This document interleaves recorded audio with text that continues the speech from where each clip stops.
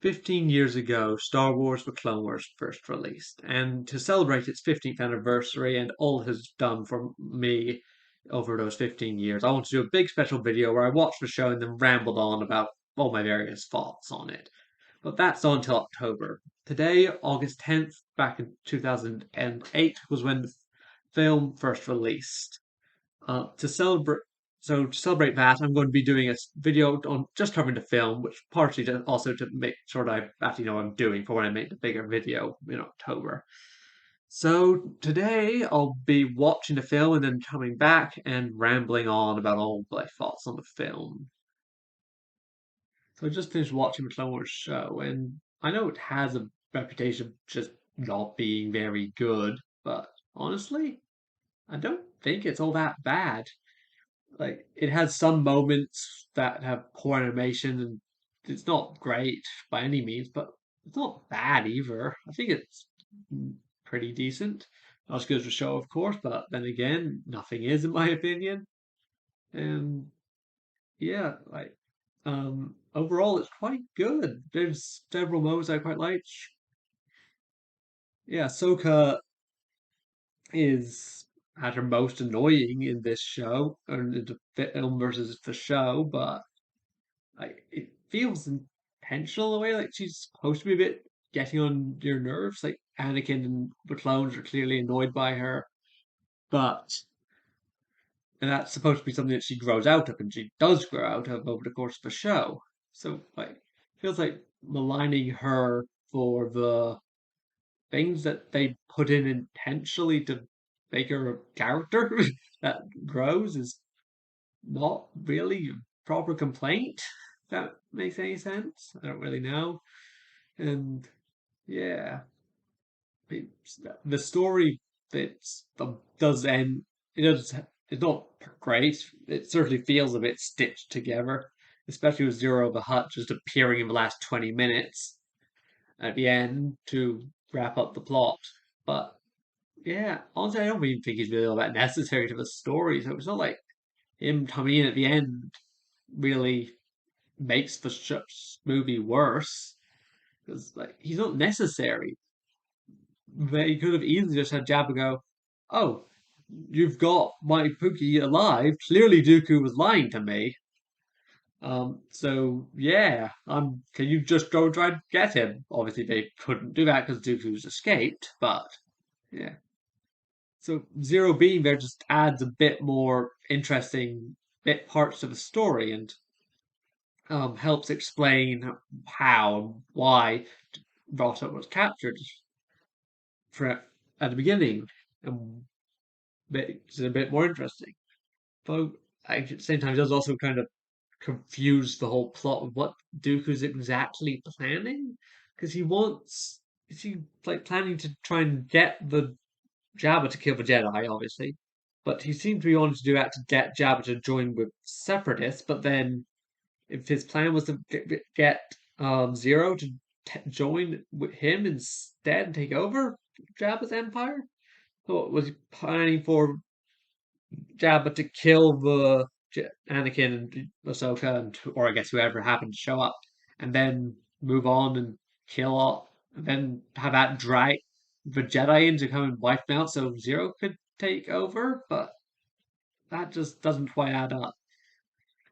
Yeah, as I said, the story is a bit messy, and honestly, I feel like Zero could would probably have been better if he just wasn't in this movie. Now that I'm thinking about it, he does seem to just muddle the plot, and it just does kind of come out of nowhere. But yeah, yeah. The initial battle on Christosis was quite good. It gave an introduction to Ahsoka and showed how she was, and gives her a base point that she does grow from even within the film. And like you can see at the end of the battle when she's very sad and down because she thinks Anakin doesn't care for her, doesn't like her. She's supposed to be his apprentice, and yet he just basically been yelling at her the entire show or the entire movie up to that point, basically since they met, and hadn't really given her time of day. And then He just wants him to steam ahead as he normally does because he's obviously very hot-headed and he just carries on his own way. That's what Anakin does because he's Anakin. But then after the battle, when she's pulled down the thing, he notices that she's sad, and then he goes and says, "Hey, Ahsoka, you know what? You're actually good. You helped. You definitely saved me there." And so then that gets her more happy. She feels much more confident in her position as Anakin's apprentice and being there. As Anakin says, you would have made as Obi-Wan's apprentice, but you might make his mind. Now that's not really true, of course. She's very much like Anakin. If she was Obi-Wan's apprentice, she would make it because Anakin made it. Oh, I mean, he did eventually die, of course, or not die. He turned evil and then died, I guess. But yeah, but Ahsoka's much more calm and centered than Anakin ever was, and she doesn't have as much trauma in her backstory as Anakin does. Because, of course, she wasn't a slave. As we find out later in Tales of the Jedi, she just a normal kid in her town. And then she eventually gets picked up by Plo Koon and then brought to the Jedi Temple, where she's trained as a Jedi for basically her entire life. Whereas Anakin was, of course, brought in when he was much older, 9 or 10, I think, in episode one. And Anakin, of course, Anakin quoted Qui-Gon at one point, saying that the Force had brought them together and that they were meant to be together because the Force brought them together, which was quite nice. There's also lots of little details throughout the show that or movie that are just very nice and like nice attention to detail. Like when Yularen's being contacted by Yoda at the beginning, Yoda's requesting him to go to the to send a shuttle to Christosis to help. And he's going, we can't afford it. There's too many droids there. We're not ready yet. We need to get reinforcements yet first. Yoda says, no, we need to do it now. And then Yularen, of course, agrees because the Jedi outrank him and he needs to do what they say. But you can tell from the tone of his voice that he doesn't want to do this right now. He needs to prepare his forces so that they can actually launch proper assaults on Christosis and actually get the reinforcements through. This is just a delay, but the general needs to be done. It needs to be done, and he's a good general. But that's a hint. He's not fully on board with all the Jedi, and as we of course know in the future, he leaves. He joins with the Empire, not not the rebellion. He's on the Death Star when it blows up, actually. Also on Tatooine, we see Rot pull down the hood when they talking about this Dooku coming close to them. So then, which helps build up to when Anakin gets his backpack slashed, we think Rotta might have actually been cut there. And but if you're paying close enough attention, you'll notice that the hood is actually a bit lower than when he first pulled it down, which of course could have just been an animation mistake. There are plenty of those in the movie. Even a bit earlier, they accidentally just forgot to animate the backpack on Anakin at all uh, a for a single shot within the scene as they're walking past the big skeleton. And I would assume he's a crate dragon. I don't actually know what that's supposed to be. But yeah, so then the backpack's a bit lower. So if you're paying really close attention, you can notice actually Ross is not in there at all, and you can tell that because we don't never actually see that until Dooku cuts the backpack in half and Anakin reveals the rocks. But if you're paying attention, you can tell that Rota isn't actually in the backpack at this point because the hood's a bit lower than it normally is. Also, later on, actually, no, it's a bit earlier, I think, when Padme first comes in to talk to Palpatine at the end, right before she goes off to Zero, she comes in talking to Palpatine about there being increased security measures on Naboo. As we know from both Future On and the Clone Wars, and back in Episode 1, Padme doesn't like external forces going to Naboo because they just kind of mess things up there.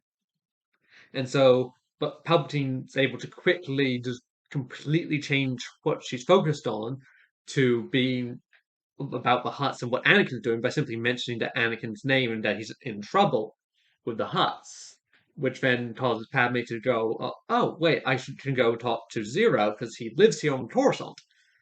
that's just a great little indication of how Putin's got the entire Senate wrapped around his finger, even when they don't quite realize it. And sure, of course, the Senate's not fully wrapped around his finger yet, as Padme will go on to show. She can still mess with his plans in the future, but he's still able to convince her to do things that then just ignore the stuff that she was actively looking for before. So, in conclusion, yeah, I mean, the film was pretty good. It wasn't amazing or anything, and wish that the Clone would have a better introduction. I don't know what they could really have done with the first season that would fit the mold of being an actual proper film. Because the only other thing that would even make any sense would probably be the write-off arc, but very dis that's very disjointed. It goes from episode each episode's focused on completely different characters, both heroes and villains. Really, they're only connected by being on Rydell when there being Twi'leks in the background of some shots. So yeah, I don't know what they could have done other than just make an entire different story from the ground up. And I think the film works quite well. Story that could partly because I've just got some rose tinted glasses from when I first watched it. I was 9 in the theaters, but she might have been 8 quite when it came out. It was right around my birthday. So yeah, that's probably affected my opinion of it. I because I've got a bunch of nostalgia from back then, and it does feel like Clone Wars, which well, that was 5 or 6 years of my life that were very big and impactful on who I've become, in no small part because of the Clone Wars show itself. So all the entire animation, just even the introduction music, just sends joy through my bones. Like, and that's probably affecting my opinions of the film and will the show because yeah, it's just so good and so impactful on who I've become that it has to be. But yeah, I quite like the film. It's not great, but it's not bad. It's not as messy as I remembered it being, or as people online talked about it being. So yeah, that's about it.